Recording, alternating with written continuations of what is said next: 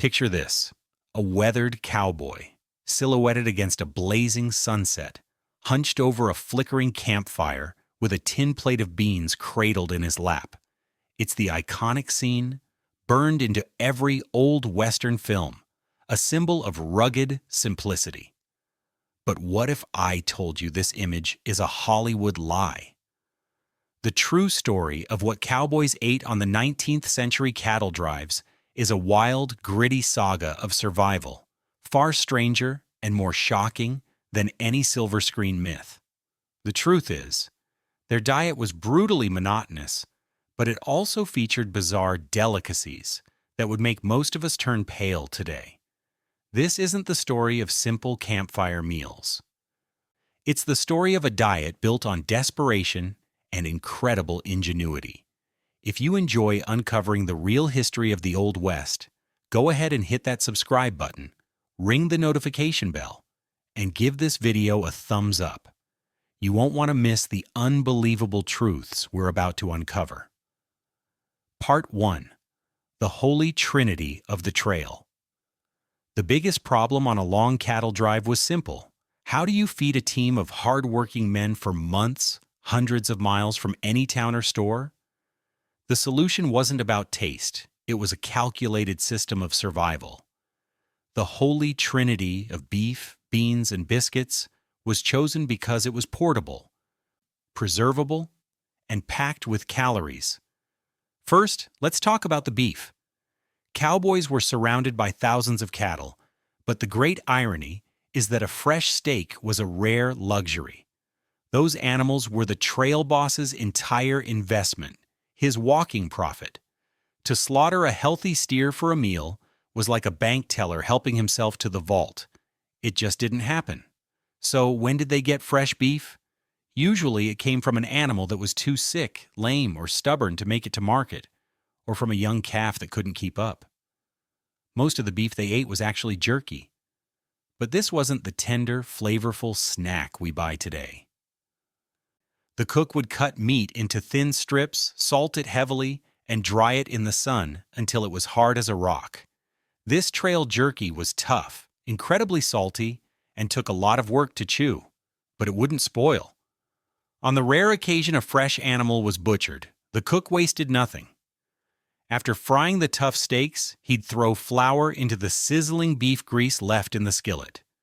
This created a thick, savory gravy known as sop, or Texas butter, which cowboys would ladle over their biscuits. If beef was the luxury, beans were the bedrock. They were the undisputed cornerstone of the cowboy diet, a reliable source of protein that fueled the grueling work. Pinto beans were the top choice. They were cheap, nutritious, and didn't take up much space in the chuck wagon. But making them edible was an all-day job. The process began in the morning, when the cook would put a huge pot of dried beans to soak in water. That pot would then jiggle around in the back of the wagon all day, which helped the beans rehydrate. As soon as the wagon stopped for the night, that pot of beans was the first thing to go on the fire, slow cooking for hours to be ready for breakfast the next morning. Their importance is captured in their nicknames. Cowboys called them prairie fuel, and also whistleberries, a humorous nod to their well-known digestive effects. The third pillar of the trail diet was bread. The most prized bread of all was the sourdough biscuit. A skilled cook took immense pride in his biscuits. The secret was the sourdough starter, a living culture of yeast that the cook protected like a prized possession. He kept it in a crock and fed it daily with flour and water. On cold nights, the cook would even sleep with his sourdough crock to keep the yeast from dying. At the other end of the spectrum was hardtack. This was survival food in its purest form. Made from just flour, water, and salt, it was baked until it became incredibly hard and dry. It was nearly impervious to spoilage, but so tough that cowboys called it gun wadding and had to soak it in coffee to make it edible. Part 2. The King of the Campfire. The myth of the lone, self-sufficient cowboy couldn't be further from the truth. A cattle drive was a highly organized community with a strict social hierarchy. At the very center of this world was the chuck wagon, and it was the undisputed kingdom of the most respected and often most feared man on the trail, the camp cook. Invented by cattleman Charles Goodnight in 1866, the chuck wagon revolutionized cattle drives. It was a converted army surplus wagon, a mobile kitchen and pantry that carried everything from spices and Dutch ovens to the entire crew's bedrolls and blacksmithing equipment. Presiding over this rolling kingdom was the cook, known to everyone as Cookie. He was second in command only to the trail boss, and was often the highest paid man in the outfit, earning more than the most skilled cowboys. A good cook was essential for morale, and the best cowboys would refuse to sign on to a drive if they knew the food was bad. Cookie's workday was relentless. He was up around 3 in the morning to grind coffee and get the fire going, often using dried cow chips for fuel. Before the sun was up, he had a hot breakfast ready for the crew. After they ate and rode out, he had to wash every dish, pack the entire wagon, and then drive his mule team ahead of the herd to get to the next campsite and start preparing the evening meal all over again. He was also the trail's doctor, dentist, barber, and even banker. Critically, he was also the navigator, pointing the chuck wagon's tongue toward the North Star each night to give the trail boss a heading for the morning. The area around the chuck wagon was Cookie's sacred territory. A strict code of conduct was observed, and anyone who broke the rules might face his wrath. A cardinal rule was to never ride a horse near the wagon in a way that kicked up dust into the food, and no one ate until the cook gave the call, usually a loud shout of "come and get it." Mealtime was for eating, not talking. You filled your plate, moved away from the fire, and never left food on your plate. That was a grave insult to the cook. There was even a rule for the coffee pot. If a cowboy went to pour himself a cup and another man shouted, "Man at the pot," he was obligated to pour a cup for anyone else who wanted one. Part 3. You won't believe they ate that. The true character of cowboy cooking is found not in the staples, but in its most extreme and resourceful creations.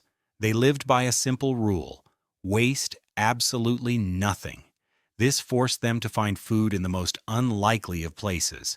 At the apex of this resourceful cuisine is a dish with a name as rough as the life itself: son of a gun stew. This ultimate nose-to-tail meal was typically made when a young, unweaned calf was too weak to continue the drive. As one cowboy famously said, the cook would throw everything in the pot but the hair, horns, and holler. The stew would contain tender cuts of meat, but also the calf's heart, liver, tongue, and kidneys. But the ingredients that made it famous were the brains, used as a natural thickener, and an organ known as the marrow gut. This milk-filled tube, found between the calf's stomachs, was only edible while the calf was still nursing, and its contents gave the stew a rich flavor that cowboys craved. This philosophy of using everything continued during Roundup. The byproducts of castration were not thrown away. Instead, they were turned into another cowboy delicacy known as calf fries, or Rocky Mountain oysters. These were considered gourmet eating for cowmen. They were seasoned, rolled in cornmeal, and fried in hot grease until golden and crisp. The flavor was described as being both nutty and gamey. When supplies ran low, cowboys turned to the land. They hunted any wild game they could find, including deer, wild turkey, and rabbit. But in the true spirit of survival, their definition of game could be stretched. Cowboys were known to eat snakes and, most surprisingly, skunks. Old pioneer guides even gave instructions on how to properly prepare a skunk, with the critical warning to carefully remove the scent glands first. They also foraged for wild plants, leading to some truly creative dishes. One of the most inventive was sheep sorrel pie. The wild herb has a tangy, lemony flavor, and it was used as a substitute for citrus fruit to create a sour and sweet dessert. Part 4. Cowboy Coffee and Trail Troubles. What cowboys drank was just as important as what they ate. Besides his horse, a cowboy's most essential companion was coffee. It was a necessity, not a luxury. A cup of strong black coffee provided the jolt needed to start a pre-dawn watch and the warmth to ward off a prairie chill. The cook would boil water, toss in a handful of ground coffee per cup, and let it brew. The result was famously potent, earning the nickname six-shooter coffee, from the legend that it was strong enough to float a revolver. A revolution in trail coffee came with Arbuckle's Ariosa coffee. Before Arbuckle's, cooks had to roast green coffee beans over the campfire, a difficult process. The Arbuckle brothers patented a process for glazing roasted beans, which sealed in the flavor and kept them from going stale. The cowboy providing a consistent product that became the standard on cattle drives. The other essential beverage was whiskey. It was carried for medicinal purposes and was the go-to treatment for everything from a cough to a snake bite. While the cowboy diet was high in calories, it was dangerously lacking in key vitamins, especially vitamins A and C. This poor nutrition had serious consequences. The most pressing danger was scurvy, a debilitating disease caused by a lack of vitamin C. For men who went months without fresh fruits or vegetables, it was a constant threat. Their primary defense was canned tomatoes.